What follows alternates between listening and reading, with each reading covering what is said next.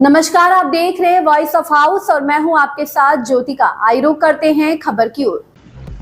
One nation one election पर पूर्व मुख्य चुनाव आयुक्त ओपी रावत ने कहा उन्होंने वन नेशन वन इलेक्शन को मंजूरी नहीं दी है। हालांकि उन्होंने रामनाथ कोविंद समिति की सिफारिशों और रिपोर्टों को मंजूरी दी है। इसलिए इस मामले में हम अभी भी वही हैं जहां हम 2015 में थे।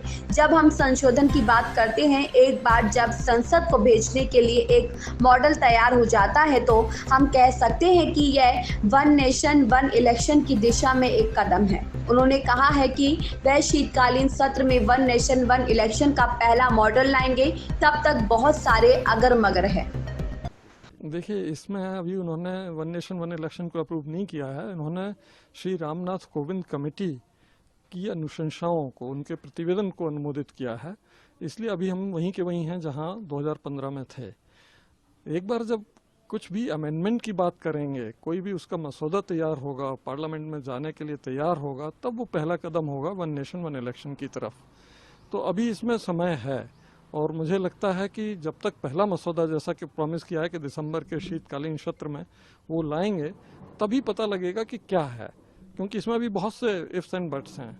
तो अभी आपको क्या लगता है, जिस तरीके से ये करा है कि लोकल बॉडी के भी इलेक्शन हैं, केंद्र के भी, राज्य सरकार के, इन सब के इलेक्शन एक साथ कराने की जो बात कही गई है, जो अनुशंसा है, उसको लेकर आप किस तरीके से देखते हैं? उसमें उसी में तो कंफ्यूजन दिखता है। अगर लोकसभा और विधानसभा के चुनाव एक साथ कराने की बात सिर्फ होती तो बहुत आसान होता और मुझे लगता है वो कराया जा सकता था, जैसा कि सरकार ने क्लेम किया है कि 2029 में हम करा लेंगे, क्योंकि उसमें कम अमेंडमेंट्स करने हैं और हो सकता है अगर आप पॉलिटिकल पार्टीज को अपने साथ ले लेते हो तो हो सकता है। जब आपने पंचायत और लोकल बॉडीज उसमें जोड़ दी तो हर स्टेट का अलग कानून है जिसके तहत वो चुनाव होते हैं, लोकल बॉडीज के, पंचायत के और नगर पालिका के।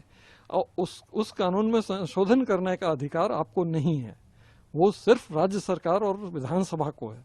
और कई राज्यों में आपकी सरकार नहीं है, डीएमके की है, टीएमसी की है, जेडीयू की है, चंद्रबाबू नायडू की है, सब अलग अलग हैं ये। तो वो लोग आपकी बात मानेंगे, अमेंड करेंगे या नहीं करेंगे, ये डाउटफुल है। तो इसलिए उसको साथ लेने से इसका इम्प्लीमेंटेशन बड़ा दुरूह दिख रहा है। तो अभी क्या स्थिति लगती है कि जैसे सरकार भी दावा करेगी 29 में हम एक साथ चुनाव कराएंगे, तो अभी की स्थिति में आप क्या मानते हैं कि ये कितना पॉसिबल है और कितना?